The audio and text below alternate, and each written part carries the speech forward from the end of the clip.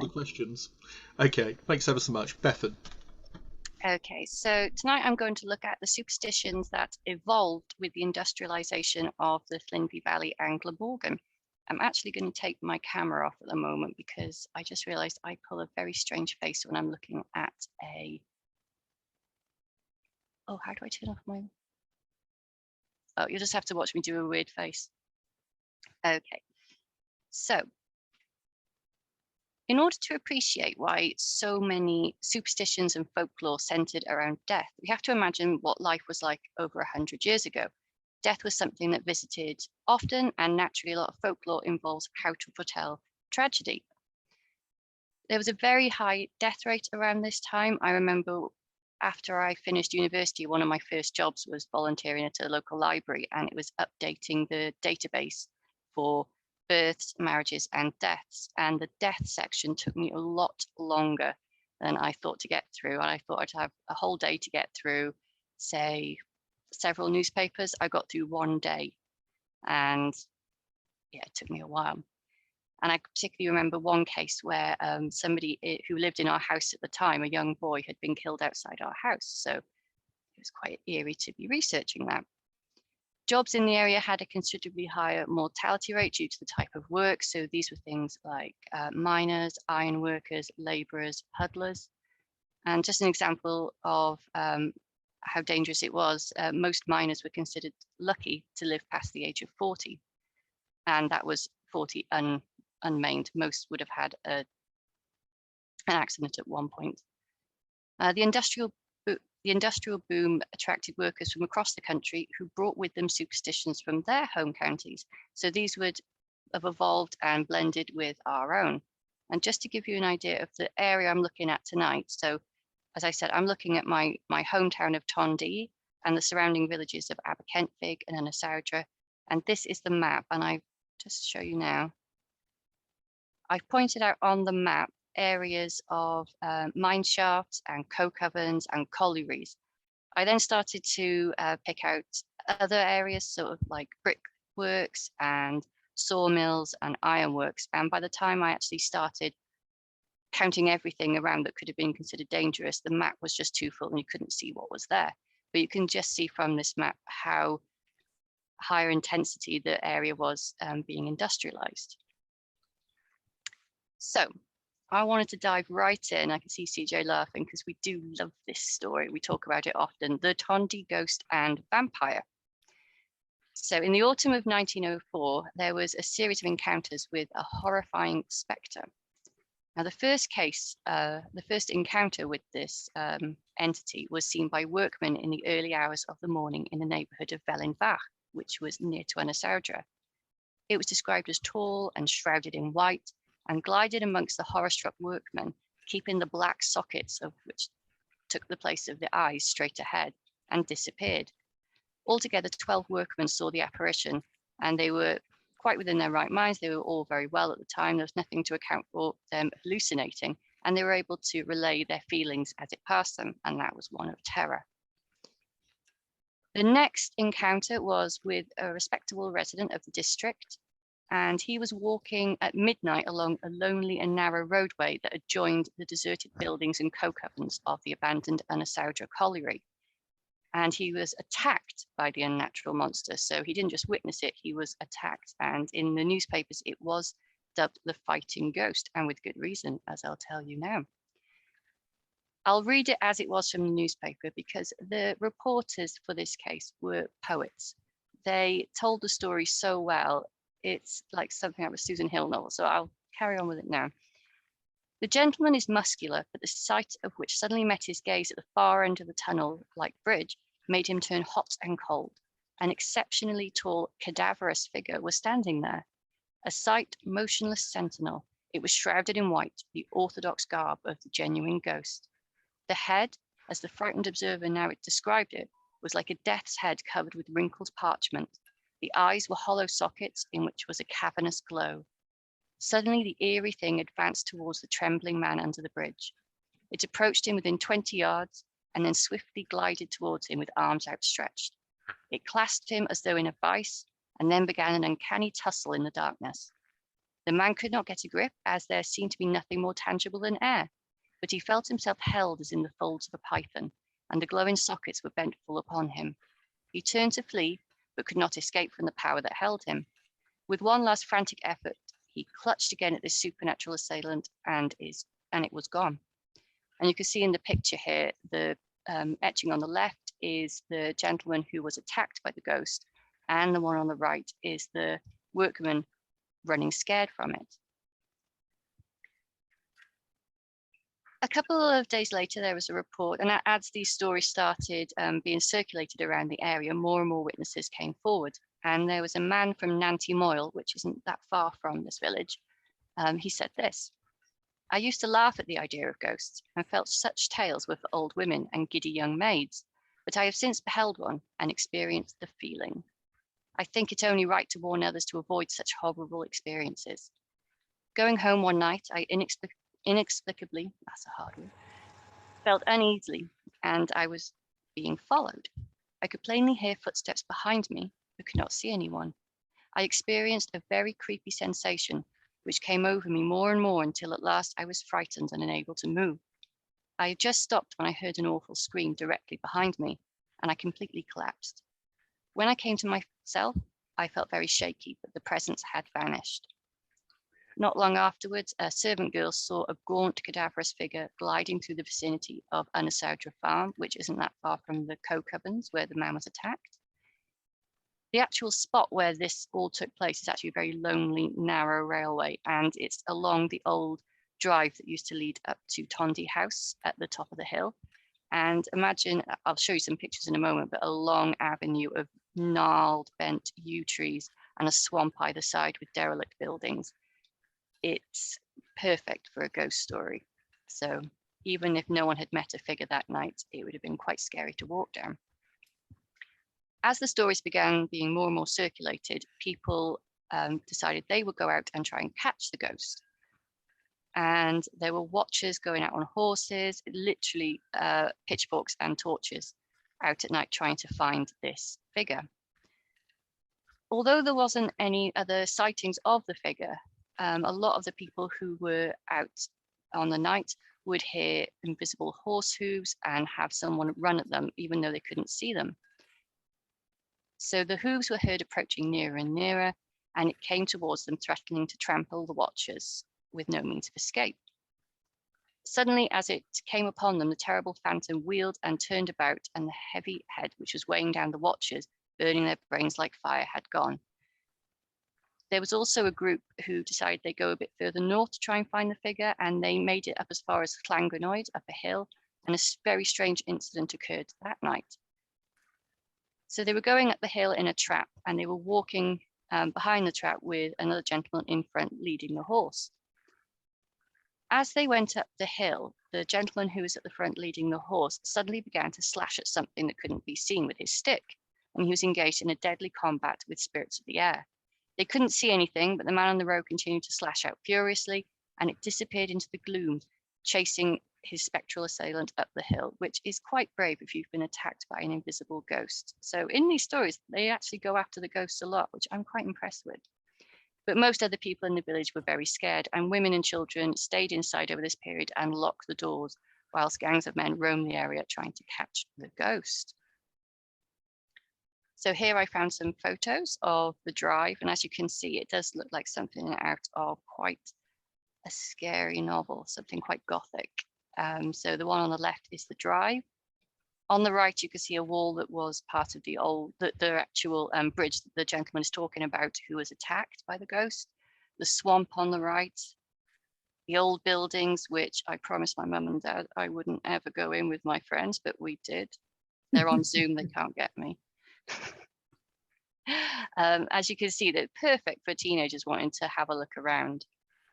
And it was quite magical. There were these steps that would lead into the swamps and disappear out of nowhere.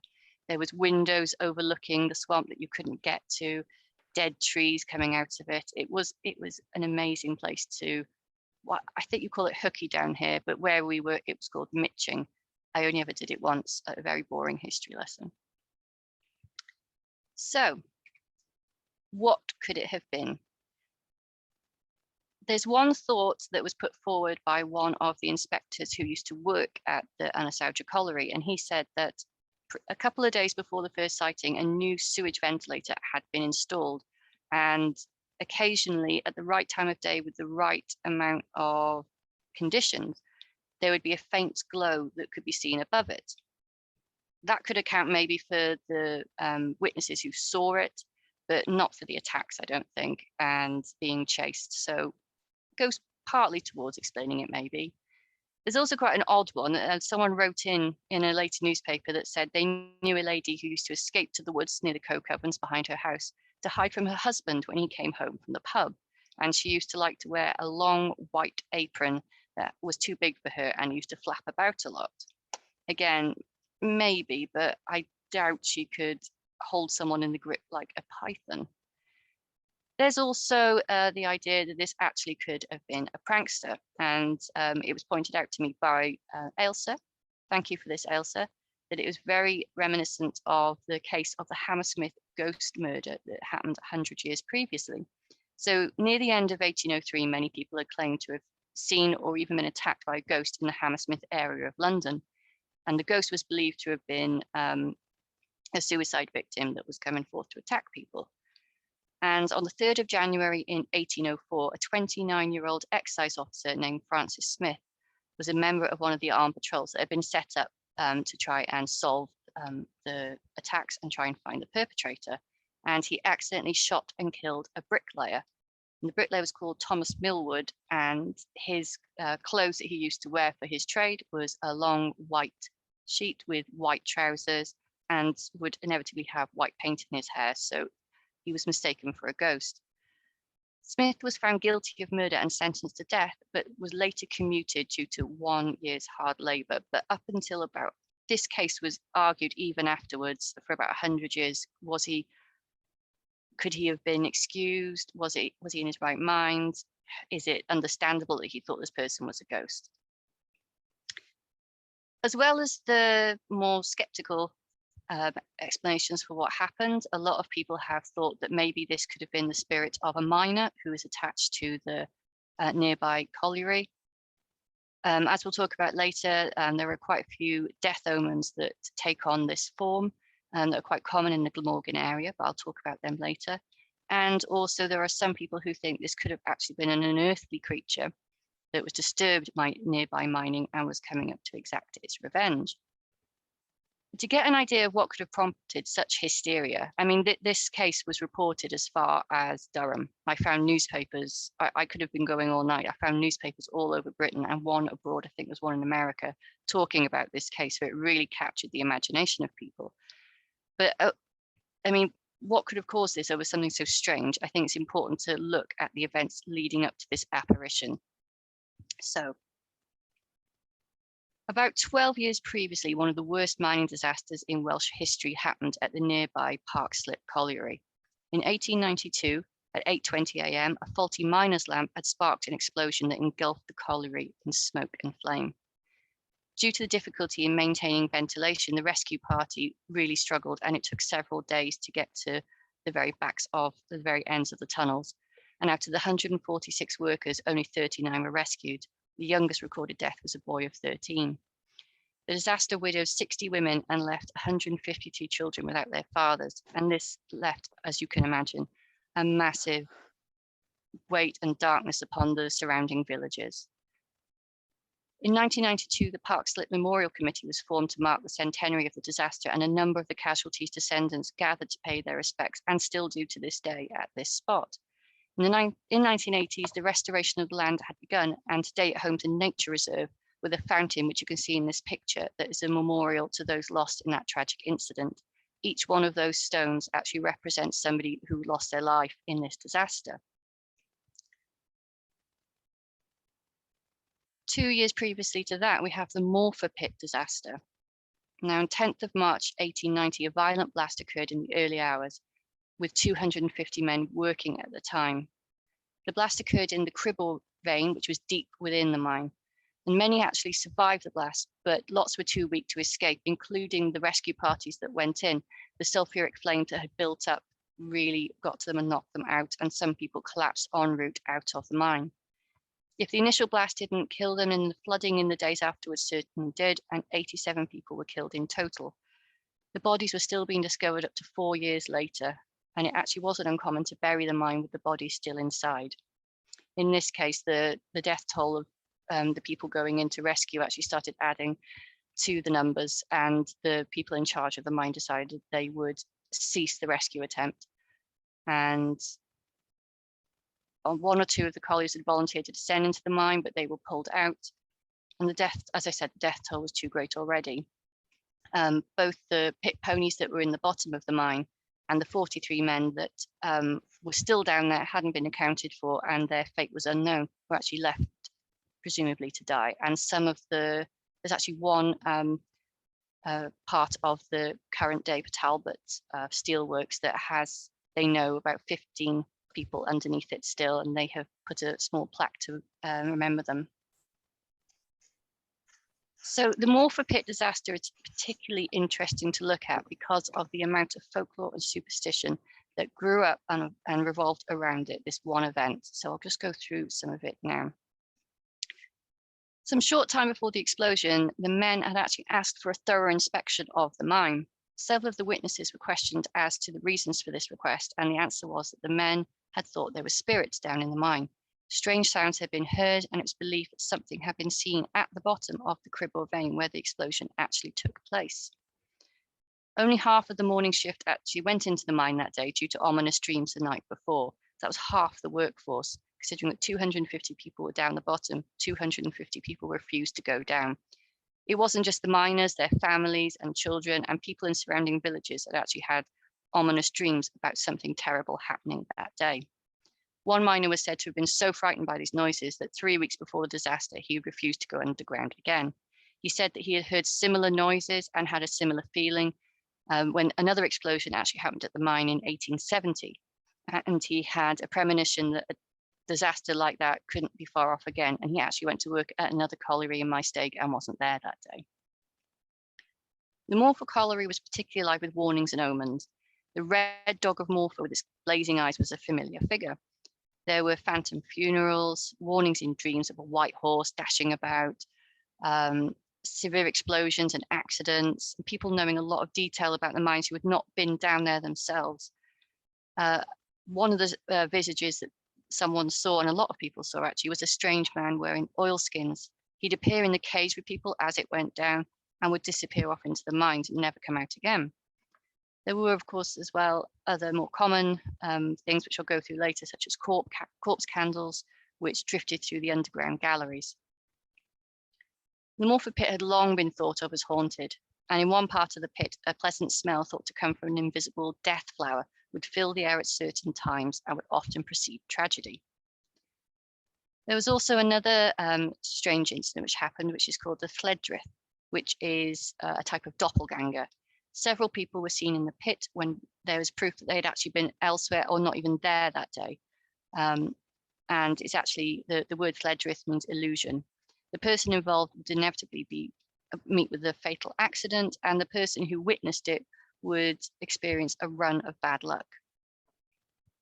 Of course, as well, due to the nature of the mine, there were stories of restless spirits.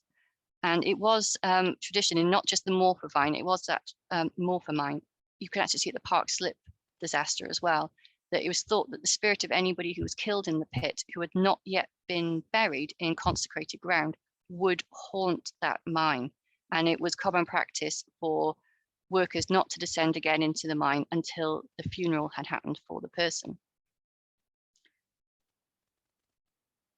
So I just wanted to take you across death omens across Glamorgan, because a lot of the folklore around Glamorgan does actually involve foretelling death and tragedy.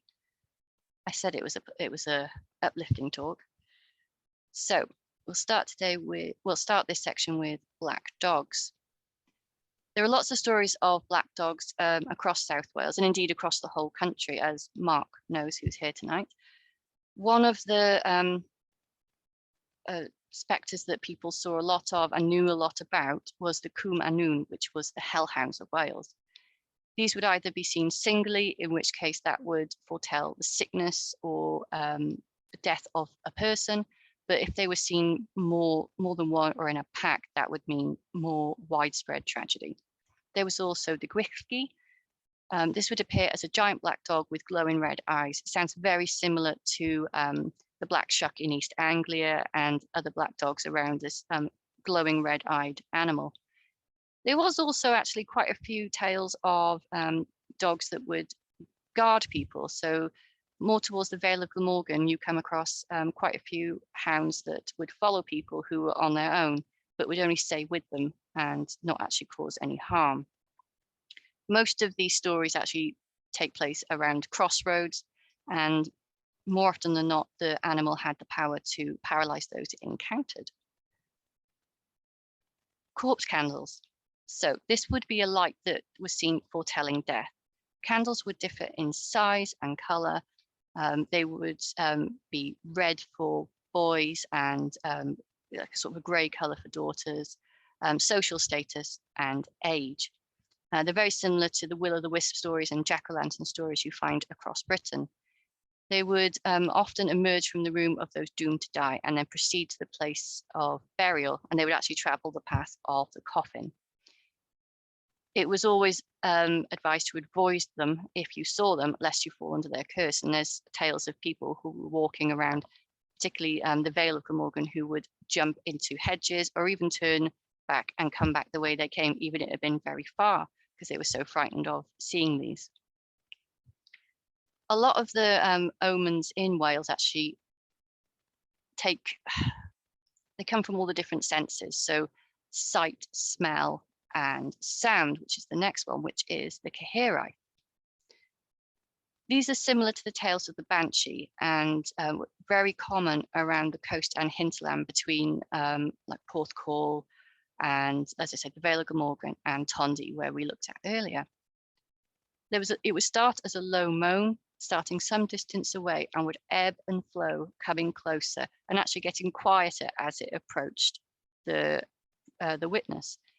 It would fade away and lull them into a false sense of security, and then a terrible shriek would occur. It was well known to pass through villages, rattling doors and windows as it passed, and was a sure sign, particularly around coastal areas, of disaster with shipwrecks, but also of death to come. It's a lot of the time you hear in stories that it would sound 3 times, and was a 3-fold warning of death of a particular person who was about to expire.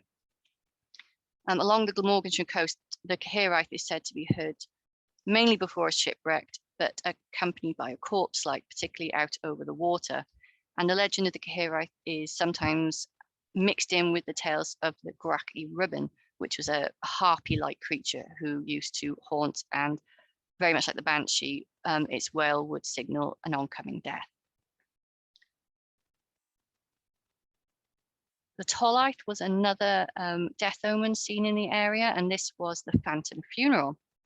Most commonly seen as a funeral procession, there was actually a tale of the Vale of Glamorgan carpenters. They would always know when their services would be needed, because the previous night they would hear someone in the workshop actually banging away and using the tools. And then when the doctor or the family member would turn the next day, they would have already begun work. There was actually one farmer who was unlucky enough to witness his own funeral as he was coming home one night. He saw a procession with his own wife crying at the side of the coffin. Then when he got home, she was there, didn't know anything about it, and soon enough afterwards died. So the Tolaeth was mainly witnessed as an event, but there was a variation of the Tolaeth, which was called the Tolly, and this was more dreamlike, and actually it wasn't just about funerals. It would be an event normally connected to work. And this belief in the Tolai and phantom funerals persisted late into the 19th century. And I've got 2 incidents that happened in my stay, which is just north of Tondi, which I wanted to share with you as part of this. So there was a man and a boy were walking towards Coedy Garth when a tram passed them with an older gentleman cradling a younger man on board. A group of men were pushing the tram and passed by without any incident. They asked around, but nobody could tell them what happened. There hadn't been any accidents, and it seemed that this would actually remain a mystery. However, a year later, in a local mine, a young man was working alone some distance away from his colleagues and had met an accident, but they hadn't heard. When he failed to send down a tramful of coal, they became concerned and went in search of him. They found him lying underneath rubble from a cave-in, and he was still alive but unconscious. So they put him on a tram with an older man supporting him and pushed the tram down the hill in the exact same way that they had seen in the vision. In 1857, another event occurred where two men were working in a field loading hay into a cart. This was just north of Anasaudra.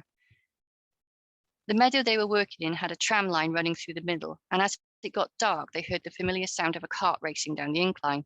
Miners would often resort to using these carts because they wanted to get home quick after a late shift, because it was so dangerous, and with the cart not having any coal in it, could very easily topple. It was prohibited, but they still did it. The noise suddenly stopped, and one of the hay workers saw a light pass from the track and travel towards a nearby farmhouse and enter. They went in and told the family what they had heard and seen and put it down to a mystery. Then a week later, a man who had been working late climbed into an empty cart to go home. It ran off the tracks at the exact spot the hay workers had seen it stop, and the poor man was badly crushed. I mean, even empty, these carts weighed about 1 to 2 tons. And he was carried to the farmhouse along the same path that the light had taken the previous week, and sadly died later. As well as the black dogs, different animals also were portents of death, and I couldn't help but pick the Alfred Hitchcock picture here for the birds. So birds were seen as an omen of death. So the Aderin y Corff, or corpse bird, the screech of which near the house of a sick person was a sign of impending death. It also used to be a case of if there was somebody with mental health problems, this screech would drive them further into their delirium. Doves were particularly seen as an ill omen for miners, and in 1902 in the Glamorgan mine, it caused a panic because in a previous disaster, doves had been spotted above and below, and they thought this meant that it was going to happen again. Robins also foretold of disaster, and black crows flying in opposite directions were a sure sign of impending doom. In Pyle, which is just south of Tondi, if a white sparrow was seen anywhere on the surface of the mine, it spelt trouble, and they would shut down work for the day, because previously a white sparrow had actually been seen in the mine. Phantom horses were another omen. There was the Frampton horse that haunted the neighbourhood of Llantwit Major. At night, thundering hooves could be heard, followed by the sound of something like a body falling, and then silence as the night returned, and would be an omen of tragedy to come. There was also a ghostly white horse seen near Scare House on the coast near Porthcawl, and this would foretell of the death of somebody in the neighbourhood. I also found, as I was looking through the newspapers going back over the past 100 years, just some random superstitions here and there, so I've listed them here. The sound of dogs howling as the clock struck midnight, cocks crowing before midnight, hen birds crowing at any time, a cow or mare giving birth to twins, the ticking sounds of the death watch beetle, fruit trees blooming out of season, someone dreaming they're attending a friend's wedding, the sound of screech owls beating their wings against the windows of a sick person's room, or bells humming in the air. And there were many more. I just picked what I thought were most unusual. There was a lot of Irish influence, which you can see in the folklore of this area in particular. Those who arrived in Wales from Ireland, there's a big influx from the Irish potato famine, and often arrived in a very desperate state. From 1841, the Irish continued to come to Wales, reaching the high point of almost 30,000 people by 1861. And they settled primarily in the 4 largest South Wales towns, Cardiff, Swansea, Newport and Merthyr, but also in any area that had any work. So Tondi and surrounding areas took in a lot of these migrants. They had their own folklore and omens, which mingled with the Welsh tales, particularly tales of fairies or fae.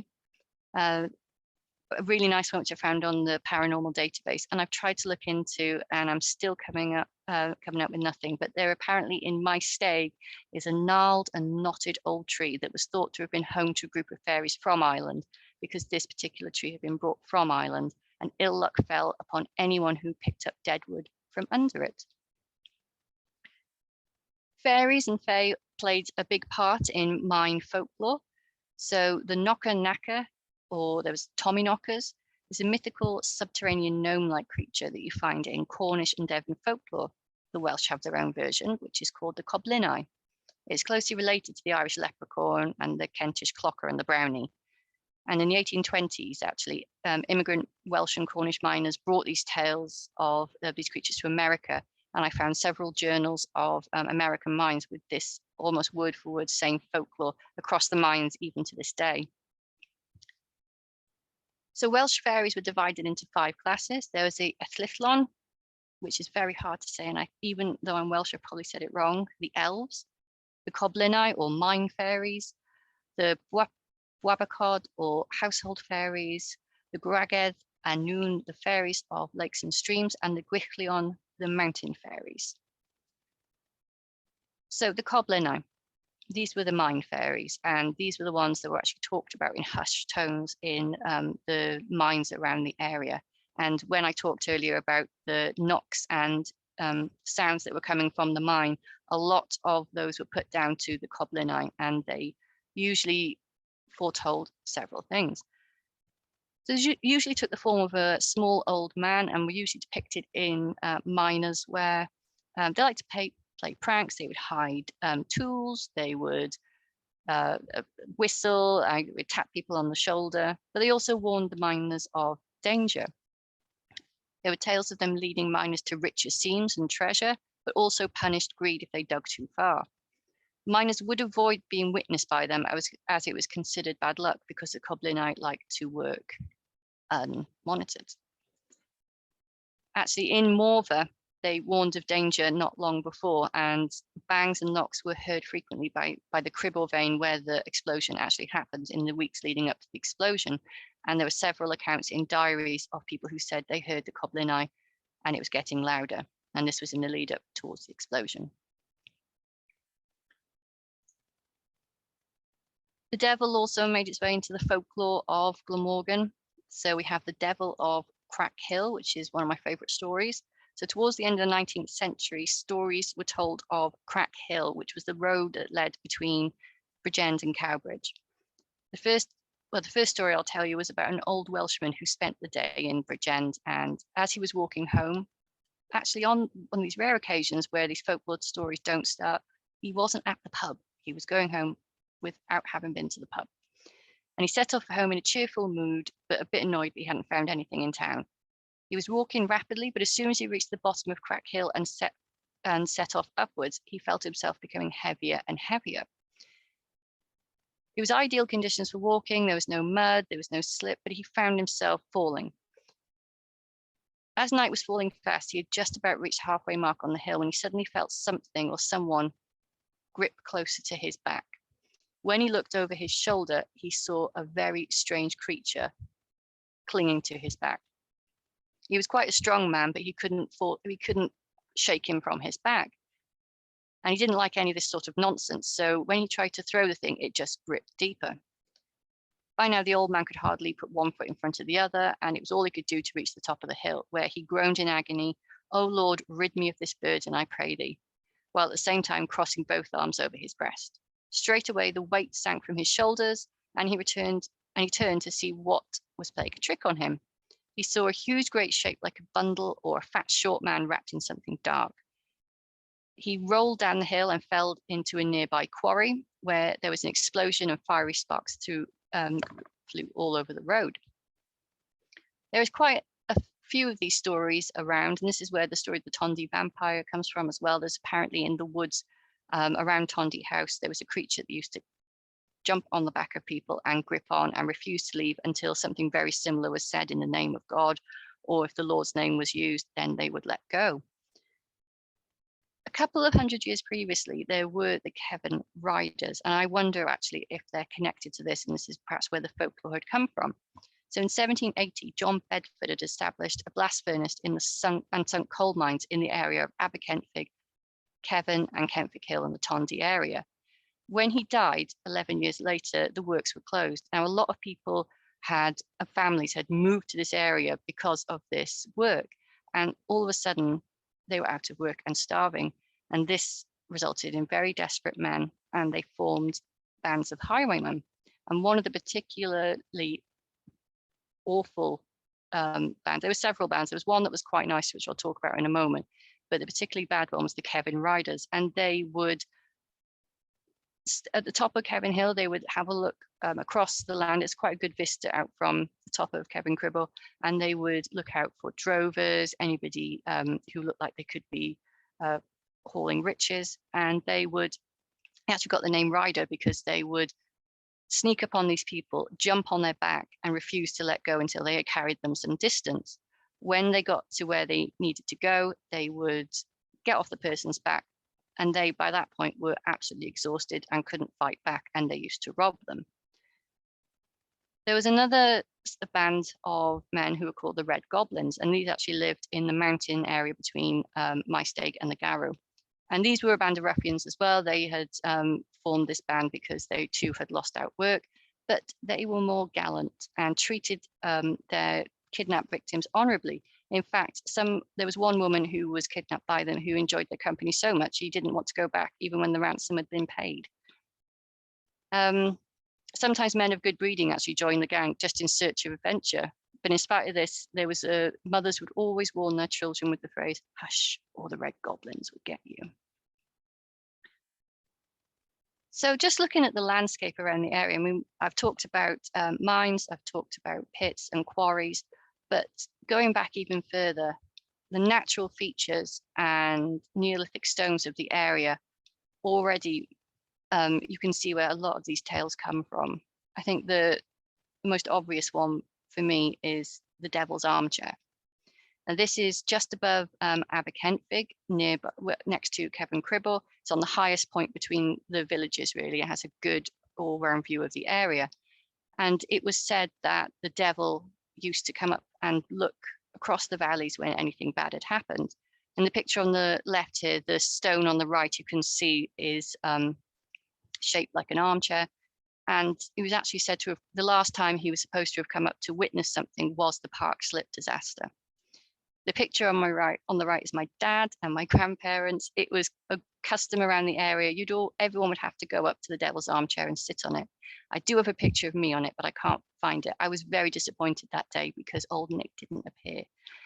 But the woods around the Devil's Armchair do have quite a dark history. I was speaking to an ex-police officer that said, oh, those woods, the Pennsylvania woods they were called, they would always dread a call that was to do with these woods. There was a higher number than usual of suicides, murder, infanticide, and the list went on. And there was also, going back further still, a haunt for changeling fairies. So this whole area had this air to it. And quite nearby the Devil's Armchair was the Kevin Cribble Stone Circle, and then if I looked at the satellite view of the valley with the ancient monuments going around, and there is just a circle around this valley of stone circles, house platforms, old keeps, and potentially castles. And it, as well as being marked by human interference, I mean, it's also, I didn't put them all on because we'd be here all night. And I remember some of these stories. A lot of playground folklore came from these. If you walked through them, you'd see the devil, you'd end up in fairyland. Or if you went through them, somebody would die, of course, Iswael's death. So if we look at today's landscape, they're actually quite similar. It's not all gone, it's not all consigned to history. Just an example for you, we're back at the Port Talbot Steelworks. There is a wall that has stood there for hundreds of years. So an 800-year-old wall stands on the grounds of the steelworks. And the people and the family that owned the steelworks have bought the land and put a preservation order on this wall. And this is because in the 16th century, there was an aggrieved Cistercian monk who said to have placed a hex on the remains of the house. This wall is all that is left. And the hex is said to enact if the last brick was to be destroyed or pulled down and the town would fall. There are many who actually believe this could still come to pass, the family of the steelworks being one. So they protect this wall, and there's a lot of stories surrounding this wall of monks who are seen walking around the area. And there's, again, a lot of folklore of what happens if you touch the wall. So, in conclusion, death was at the same time a common occurrence and an event that transcended the mundane, often with the supernatural ahead of it or not far behind. In the area we have looked at today, people were all too aware that beneath their feet lay a subterranean world that was both harnessed and wild. These stories live on in descendants of those in the stories we have looked at. You only have to look at the Facebook groups of the communities in the area to see that these stories are still being swapped. And the fact that you could ask most people in the surrounding villages to tell you about them, and they would not only know but want to share this, shows how folklore is alive today as it was then. I hope you enjoyed. Thank you very much, Bethan. That was brilliant. Really, really interesting talk. And yeah, at this point, I will pause the recording, as is traditional. Thanks. Because this is the thing that scared the living daylights out of me when you first told me. It was so eerie that I just wanted you to talk about it because it's brilliant. Okay. It's horrible. Yeah. Well, our old house in Tondi was about 300 years old, with really thick stone walls, the typical miner's cottage, well, not miner's, ironworker's cottage. It was built for the workers of the ironworks across the way. And at the time before all the extensions, it was only like 2 up, 2 down. But at one point we saw on the census there was about 11 people living in it, which I think very common for the time. And as I say, the mortality rate for the area with the different industries was very high. And the activity started from day one. We moved in and Mum was in the kitchen unpacking, and she thought I was stood behind her, but I was actually upstairs at the time. And she said, "Oh, Bethan, stop messing around. Can you help me?" Because she was trying to pick up something heavy. And she turned around and she saw a man in a really tall hat stood behind her, clear as day. It was a split second, but it was as clear as day, which is how a lot of the ghosts in our house you saw. It wasn't eerie a lot of the time. I think a lot of it was actually, it was either visitation or that stone tape theory where like is history replaying itself. So the stairs had been moved in our house from the center to the side, but you could still see people going up the middle of the room. Whenever we did any work in the house, because Mum and Dad actually started putting the house back to what it was. It had been gutted in the 50s and 60s and 70s, and a lot of the original features had been torn out, which is crying shame. And whenever they did work, that's when we'd see more phenomena. And I said most of the house was quite chill. The ghost, you had the feeling that they were quite happy for you to be there. There was a lady in a green dress who used to stand by the fireplace. There was a little boy who used to stand at the top of the stairs. There was somebody who used to like looking at Dad's books. You walk from the kitchen through to the living room, and out the corner of your eye you just see someone looking at the books. And again, if he bought something new, you would go and check it out. But there was one room in the house that was not right, and it wasn't scary. If I tell you, it's more like it was walking into a void. There wasn't any warmth in there, and I can't even say it was cold. It was just a void, like a colder version of walking into a greenhouse. You know that thick atmosphere when you walk into a greenhouse or a butterfly farm. It's like, oof. But imagine if that was cold. I can't count how many times we had workmen come in to see if they could do something with the radiators or the heating, but it was never warm in there. But it was my sitting room because I had the 2 small back bedrooms. One was my bedroom and one was like, sort of, I had all my videos in there and stuff, and a TV. And there was something in there that was very malevolent and would take pleasure in scaring. And it would, friends who slept over found themselves being like pulled by their feet. They'd have bedclothes taken off. When someone was staying once, my uncle was staying in my room. He looked through the door to the doorway to that room and saw a figure stood there. Once, I think my friend Zoe is here as well. Zoe's can tell you. We've just been watching a spooky film, and where they did a Ouija board, and we put some letters out before. Mum, I didn't do it in the end, so don't tell me off. I didn't do it. We should mute your mother at this point so she can't hear this bit of the story, obviously. Go on. But no, we didn't get a chance to do anything because the glass flew off the table. Like something went, no, You don't want to contact what's in here.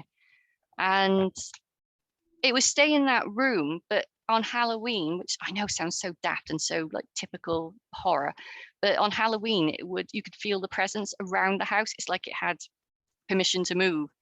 And there was one Halloween that my friend Zoe came over, and if she's here, she can back me up.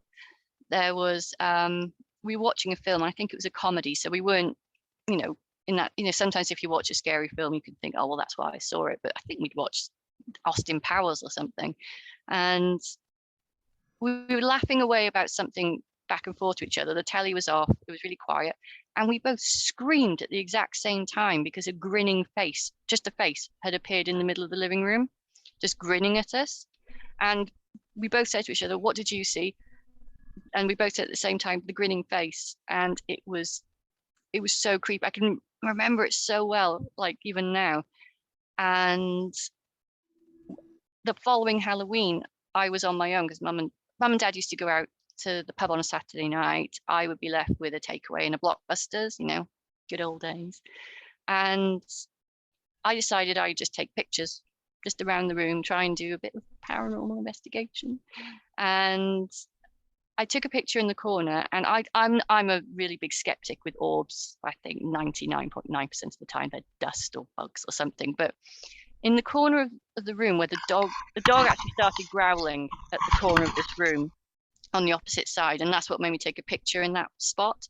And there is a orb, and it's quite big, and in the middle of it is a grinning face. Now we can't find it. Mum, I don't know if Dad's got it anywhere on the hard drive since you've moved, but if you can look for it, not now, obviously, but yeah, it was creepy. And as an orb skeptic, I was, ooh. But all the phenomena just sort of like ramped up. And I don't think, if you believe in like poltergeist activity, I think because I was such a lame, boring teenager, it didn't get enough energy off me, so it never really went anywhere. And then I moved out. Before I moved out, my now husband Jack, we were chatting away on Messenger video, and I was kneeling down on the floor, and something walked behind me and stood on my legs, and I looked around and was just a bit like, that's odd, because I think if you live in a haunted house, you just become a bit used to it, a bit blasé. And I turned around and Jack was white as a sheet, and he said, a dark figure just walked behind you. And I was like, oh, well, that makes sense. So and he still married you? We never sleep in that room, but we weren't allowed to sleep in that room. And yeah, I moved out, and about 10 years later, it was just before Mum and Dad moved down to Essex. Mum, do you want to tell the story? I'll unmute you. I muted you because I unmuted Zoe a moment ago. She's here as Owen, so we'll ask Zoe to tell some stories as well. Yeah, I am here. Zoe's got to go. Zoe had a very, oh God, no, you could tell yours. Okay, I'll hand over to Mum a second. Can you unmute, Mum? Ask to unmute. She's muted at the moment. Yeah, it's Dad, there you go. When Bethan was in uni, I'd injured my leg, and I went to sleep in the back bedroom because it was more comfortable. And I'd been reading, and I had to lay down, and all of a sudden something sat on the bed. And the room was always cold, but it went icy cold, and I could see my breath in the air, and it went like that. Well, I shot out of that bed, bad leg or not. I ran across the landing into Peter, jumped on Peter. He said, what the heck's going on? Yeah, it was really something sat on the bed, definitely. And then we asked the priest to come and bless our house because it was getting a little bit that back bedroom. And he went all around the house, blessing it with holy water and everything. And he said, I'd like you to leave me now. He said, this room is not nice, and I don't want you to be here. And all we could hear him saying was, please leave this house. You will leave this house now. And it fought him, not physically, but it fought him mentally. And he was in that room for ages. And he said, that was very, very frightening. There's something in that room that has gone now. He said, but it was very, very malevolent. And the room was warm afterwards, wasn't The it? For room the was first warm. time in years. Bethan came home and she said, "What have you done in that bedroom? It's really warm in there now." And we've had no trouble since. Well, we didn't have trouble after that. We're in a different That's what I'm house now. saying. We had no trouble. And we met the family who lived there before us, and in the pub one New Year's Eve, and they were chatting to us, and they said, "How are you getting on with that back room?" And apparently they used to find their grandson outside it when he used to come and stay because he didn't like the man in that room. Yeah, so I don't know what the new people are like. Well, hopefully it's moved on now. If you Don't Bruce. no, don't go on there. But yeah, Zoe, you saw the grinning face, didn't you? I did, yeah. There was so many occasions in the house where there was just so many creepy things. And I mean, we constantly used that back bedroom as our little den, really, where we were watching films and we would just chill out in there. And there was always a weird feeling. But I mean, I remember, we were discussing this the other night, actually, where I'd stayed over yours and you had a dimmer switch in the hallway upstairs and I was sleeping on the floor and you were on the bed and we were just talking. It must have been, I don't know, 1 a.m, something like that, maybe later. And the dimmer switch in the hallway started turning on and off and going high and low, and we definitely saw something walk past your bedroom door, and we were the only ones awake. And I just remember shooting up off the floor and jumping onto your bed, and it was just one of many things that happened at your house. You know, you'd see things out of the corner of your eye and feel things moving behind you. And I know you'd mentioned about the staircase in the living room, where it used to be in the middle of the room and had been pushed against the back wall in later renovations. And the sofa was, your back was facing the back of the room, and you would constantly feel like movement going behind your head when you were sitting there. And yeah, it was just like odd things, lots of odd feelings, and never really threatening, but definitely consistent and constant, and yeah, just would catch you off guard. Things didn't feel quite right. Fantastic. Thank you, Zoe. That was really interesting. You're welcome. Did your mother and your father experience anything else themselves? No, I don't think they believed me for years until that happened with Mum. Right, yeah. But it's one of those things when something happens like that. Oh, what was the noise it made again? Because I thought your mother's impression of that was, hang on, let's see if Reese is still here. No, I think Reese is gone. But when we were up in Dudley, Reese Shearsmith and myself, we were in a haunted hotel room a couple of years ago. Actually, it's probably about 5 or 6 years ago now, actually, thinking about it. It might be even longer. But we'd booked into the hotel room, and it was amazing because shortly after we arrived, the door broke and he was locked in the room. And we eventually managed to get into the room to where he was. It's a great story. I'll let him tell it one night. But I think he's had to dash off. But suddenly, we were sitting... He was in an armchair, and I was laying on the bed next to him, just talking to him. Becky was there as well somewhere. And he suddenly said, "Did you go... Ah!" And I went, No, I didn't. And he said, "No, you must have gone... Ah!" And I was like, "No, I didn't." And he said it was a very loud... Ah! And it was right behind my ear. And I think it was Becky said at that point, or possibly Rob, somebody else who was in there. There was only 4 of us in the room. He turned around and said, "Was it close, Reese?" And he said it was. He said, "Was it a local noise?" It was a local noise. At which point we all broke down in tears of laughter. You weren't inside room number 9, were you? No, sadly not. We were in room 214, but there you go, close enough. But yeah, it is a very strange thing when that happens. And there was one other occasion when I was a young psychic investigator. I just started out in the business. And myself, Derek and Harry, we were asked over to this house in Cheltenham by a lady who told us she was a medium. And we had not much experience, but before we go and meet her, what she had failed to mention was she was also a naturist. And she had her 2 granddaughters who were also naturists, who were possibly in their late teens or early 20s. And so all 3 of them were completely naked. So we walk into the room to find 3 naked people, one of whom was in her 80s and the other 2 were much younger. And I was, to put it mildly, I didn't know where to look. I mean, you know, I was like 20 years old. I was embarrassed as anything. I think I went about as bright purple as my pullover.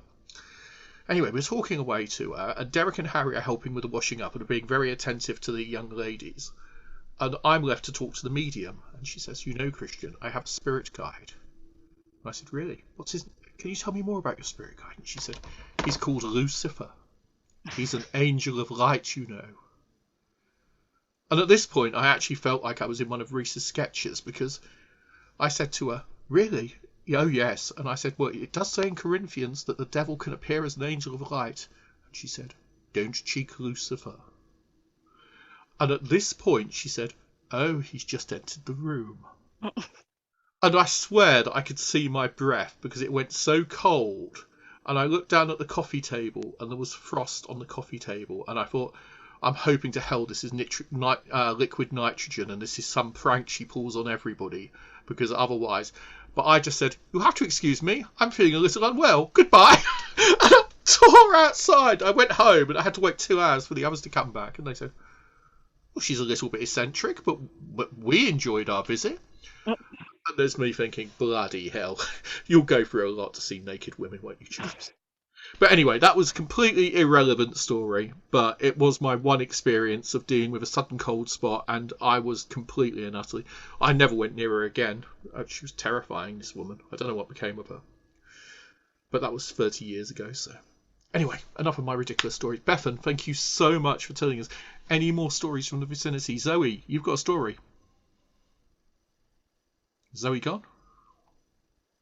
What was Zoe's ghost about, Bethan? Can you persuade her to tell us, or is she... Oh, she used to have a ghost that... She's here. She's here. Why can't she... Oh yeah, sorry, I'm back. Sorry, we couldn't hear you. I live just a couple of... Well, I used to live just a couple of doors up from Bethan. 4 or 5 doors, Bethan, on the other side of the road. Yeah, about that. And it's a semi-detached stone brick, again, all to do with the works behind the steel works. It was steel works, wasn't it, Bethan? Ironworks, sorry, excuse me, ironworks. And there were so many peculiar things that would happen in my house as well, and definitely far more heightened when I was a teenager growing up in there. And we moved there when I was 10. And it's a big house for a little kid, you know. So I always remember thinking, oh my god, like it's a very Victorian, big, creepy house. But it did have like funny little vibes. Like you always feel when you put the kettle on, there was someone in the kitchen with you. Like there was always somebody in there with you. And there was a couple of occasions where I had peculiar things happen. And I remember being quite young on one occasion where I was absolutely convinced that I'd seen a full figure apparition, and my parents had gone out for the night and I was at home, and I remember sitting in the living room on the floor leaning against the radiator looking out at the door and the hallway, and I thought I heard the front door, and I kind of looked and I saw a person all in white, a gentleman all in white. And I can't fully remember what he said to me now, but something about playing tennis. It was really peculiar, and I can't remember how old I was. And maybe I was 12 or 13. I remember you telling me it was anyone for a game of tennis. That's it. There we go. Anyone for a game of tennis was what I thought this person had said to me. And I just remember thinking, someone has broken into the house and I'm here on my own and I don't know where the hell my parents are. And that was one occasion they came back, I explained, they thought I'd gone mad. And more recently, within the past year, I remember I finished work early and I live in Swansea now, and I'd gone home to see my parents. They're still in that house. And they were both in work. So I came home early and I'd had a really busy day. So I was like, I'll just go and have a nap in my old bedroom. And it was maybe 3:00 in the afternoon, and I just lay down on the bed, just on the top of the bed, and I definitely heard like movement at the front door again, and someone came into the house up the stairs, and I was kind of in a half sleep, and I could sense somebody come into the bedroom, and felt someone get onto the bed and almost spoon me. And the sensation of it was like drizzle. So it was, I felt like I was being rained on. It was really peculiar. And I just remember thinking, well, I'm in this kind of half sleep. I don't feel like this is anything particularly bad, but I've never felt this kind of a sensation before. And it was just really odd. And the only way I can describe it is that it was like drizzle, like being rained on. And I could feel it all over my face, all down my arms and legs, my feet. And it was just really odd. And it went on for about 20 to 30 seconds. And then I sort of brought myself out of my half sleep, my sort of dozy sleep. And I was like, okay. And then it just sort of dissipated. And the feeling on the bed sort of lifted. It was just a really peculiar experience. But that particular room, I had a lot of history with, because it was the bedroom that I used to grow up in. I spent all of my teenage years in there, and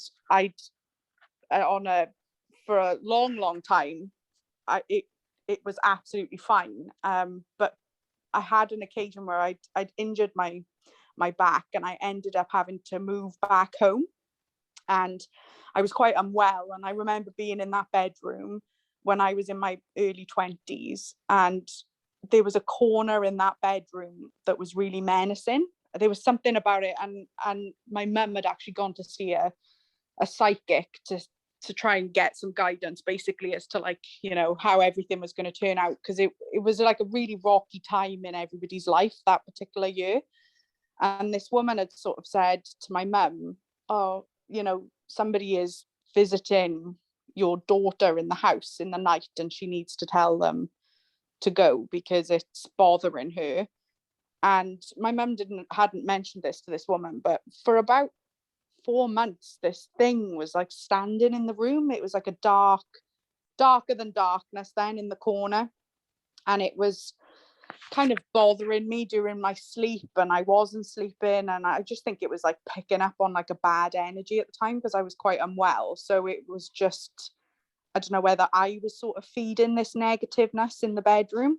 I mean, that's not there anymore, but it got so bad that it woke me up one night. I felt like something lean on the bed and say in my face a name, and it actually woke me up. And I thought that it said either Paul or Paula or something like that. And I actually had to say to this thing, look, you've got to go, because you're driving me mad and I can't sleep. And, you know, and it did dissipate over time, but there was certainly funny things, like in Bethan's house, like funny things that would happen, and, you know, never anything bad in my house. And I think that particular time in my life, I didn't help the case. I think that, like, there was a lot of like negative stuff, and I definitely kicked up something negative in there. But yeah, that whole area where we grew up is just so rich with history and, yeah, like folklore. And I think it's got a lot of tragedy around there, with Park Slip being right behind us. And yeah, it's an old part of the world, and yeah, there's a lot of death, and people stay in that area as well. So you've got a lot of families that just don't really move from there. They've lived there for a really long time, and it's an interesting place, and full of ghosts and, yeah, creepy things. Thank you very much, Zoe.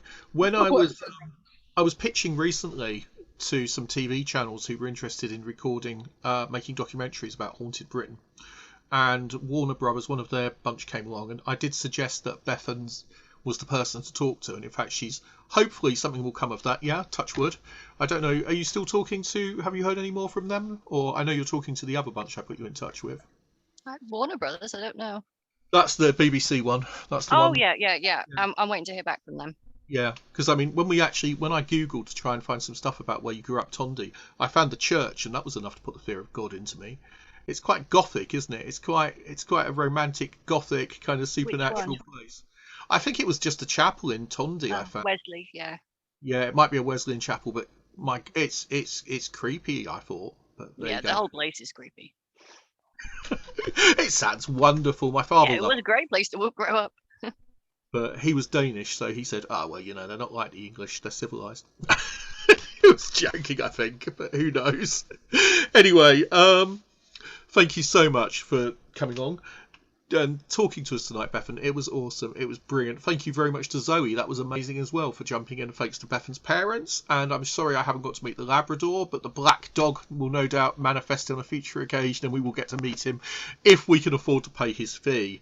However, if he wants as much as Naomi Campbell, well, let's face it, ASSAP can only afford me, so we haven't actually got a budget.